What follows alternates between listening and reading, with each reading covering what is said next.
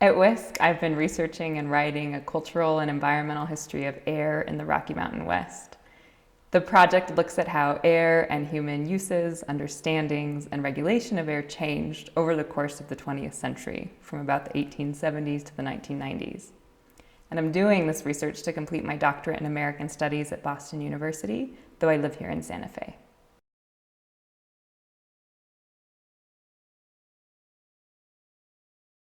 The very nature of air, of course, challenges boundaries, and I think that this, in some ways, sheds light on the very constructed nature of boundaries, whether those are political or disciplinary. And the more we see how boundaries are constructed, it opens up some freedom to deconstruct them in important and novel ways. I think this becomes especially clear when working with narrative. So I'm primarily a historian, and I'm telling stories throughout this work. And yet, often the way we use narrative to make sense of the world and to make meaning has to do with a narrative arc, right? There's a beginning, a middle, and an end. And relatedly, when we think chronologically, this results in past action, our present circumstance, and then the future. And yet, telling a story about climate and about the air really muddles any clear delineation between past, present, and future. In another case relating to time that's really relevant here in northern New Mexico, we can think about toxins in our environment. So atmospheric nuclear testing stopped over 70 years ago, and yet the radiation released into our atmosphere continues to live on in lands here and waters, as well as in the bodies of downwind communities and folks who continue to suffer from health impacts of that toxicity. So I think that one of the most intriguing aspects of telling a story about air is the way that it calls those of us working in cultural or knowledge production who often rely on narratives to think more critically about the constraints of narratives or the limitations it might impose on how we tell stories that can hold space for more complexity and really understand the ways that the past continues to live in the present. And our present choices and actions and behaviors will continue to inform the future in complex ways.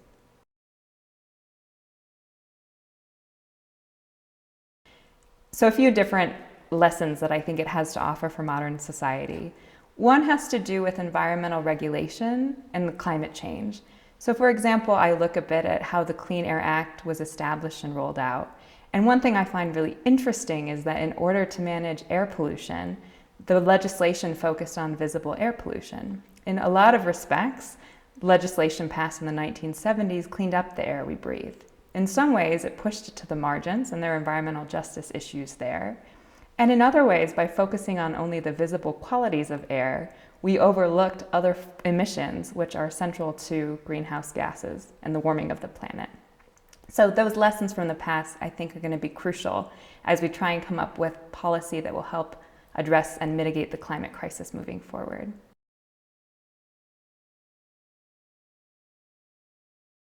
There's a few pieces of advice I would give to folks wanting to do similar interdisciplinary projects. The first is to find your people, and to do so, you might want to look in pretty unexpected places. Some of the more inspiring communities that I've found my way into, or places that I've taken my research in new directions, have been outside of the humanities or outside of my particular discipline. And that leads to a second point, which is to be open to collaboration, that to do good interdisciplinary work, to read across a variety of fields, takes a lot of courage, and it takes pushing against boundaries, but it also sometimes takes working in concert with other folks, which is not all that common or encouraged in some disciplines in the academy. Relatedly, ask a really good question and stay open to where it takes you. And I think similar to that, I would say to trust the process, that along the way you may find your question or evidence or unexpected insights taking you in a direction you couldn't have predicted. And often it's those directions that generate the most innovative scholarship and new ideas in the world. So I have been really honored to be awarded a fellowship funded by NASA in aerospace history. This is a fellowship that's allocated to one PhD or advanced PhD candidate each year. The fellowship funds me and the work I'm already doing for 6 to 9 months, largely to continue what I'm doing, but it also provides some office space in Washington, D.C. and an opportunity to present my work publicly there. So I'll be excited to hone in on my final chapter for the dissertation, which looks at the militarization of airspace. I open with a story about a tribe in the Southwest that in the 1970s uses environmental regulation to resist the expansion of militarized airspace via an Air Force base over tribal land. The story involves low altitude flights and sonic booms beginning within 100 feet above ground. So I start with this one story. I haven't done a lot of the research yet, but what I know is that in the 1970s, the Air Force was rapidly expanding militarized airspace across the nation. By the end of the decade, 25% of the continental US lay beneath militarized airspace, which I kind of find mind-boggling. It may not seem like a lot, but if you call to mind a map of the US and imagine a quarter of landmass being one giant military base, I think it sheds light on the way the militarization of air easily goes overlooked. What's fascinating about these stories where tribal sovereignty intersects with militarized airspace is the ways in which the environmental regulation passed in the 1970s actually turned airspace into an environmental resource. So you have several arms of federal government which aren't agreeing with each other, and it's through environmental management that tribes then get to push back on a different branch of the federal government which is interested in using airspace for military purposes. I landed on this project in a kind of surprising way. I moved out to Cambridge for graduate school and had pursued a master's in education. And so when I started my doctorate, I thought I would take up some of the same questions that animated that master's, which were about narratives in public space, some questions about public history and power. And yet I found that living in Cambridge, I was just so miserable and uncomfortable. And my discomfort in that place really drove me to wrestle with the role the environment plays in our sense of self and who we are in the world. I had spent my whole life in the West and had taken it for granted. I had never understood the ways that open skies or dark nights shaped my sense of self, my comfort, the way I related to a place. And so it was that inquiry and a real need for grounding that drove me to shift from questions about storytelling more directly to questions about the West. I had never studied Western history in any formal sense, or environmental history or indigenous history, and I took that turn in my second year of the doctorate looking for some real grounding. And as I continued to try and figure out what made me so uncomfortable, why I missed home in a way that I never knew I felt so attached to the place, I really began to notice qualities of air. As someone who'd always lived in the mountains, I was surprised to wake up and have it be warmer than when I went to bed. I found the humidity to be oppressive. I really missed open space and darkness.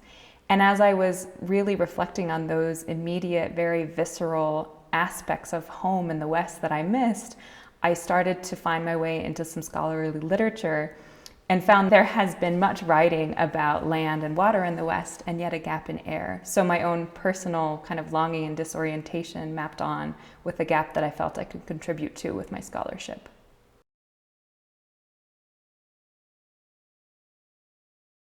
So I find this work living in me and teaching me new things about myself in some unsurprising ways.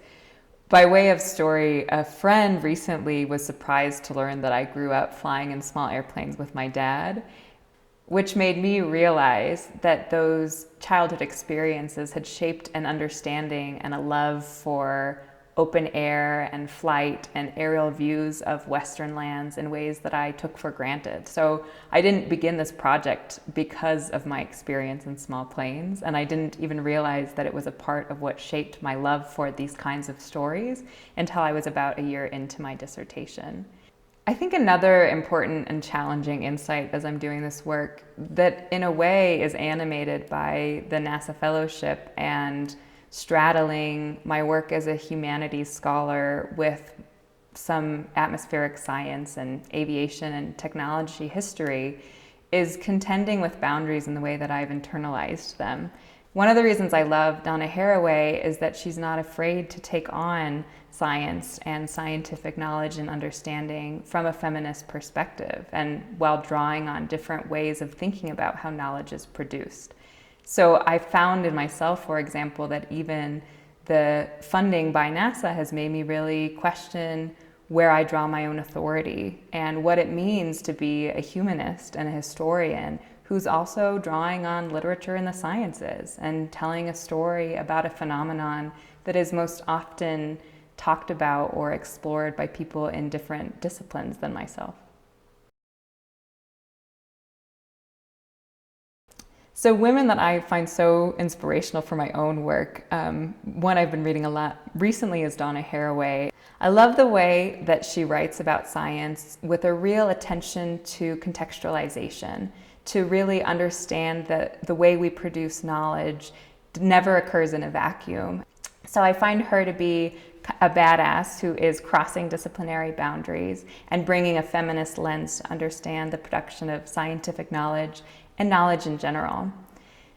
Also, I think because of my love for the West and very personal way into this story, I've been really finding heart in Pam Houston's work and Toni Jensen's work.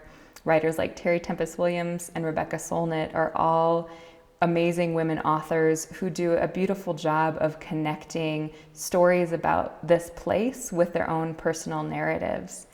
And one of the things I've really been enjoying about this kind of creative nonfiction lately is its ability to push at these constraints of narrative, which I'm trying to do in my own work, but which still are a bit hard to do within the traditional confines of the academy or how we think about history. So although they are outside of kind of the academic genre of writing history, I think they provide a really important way into telling stories about place that are deeply feminine and connected, and which in a way apply what Haraway is doing as well by putting the personal story and the location from which we write at the center of their work.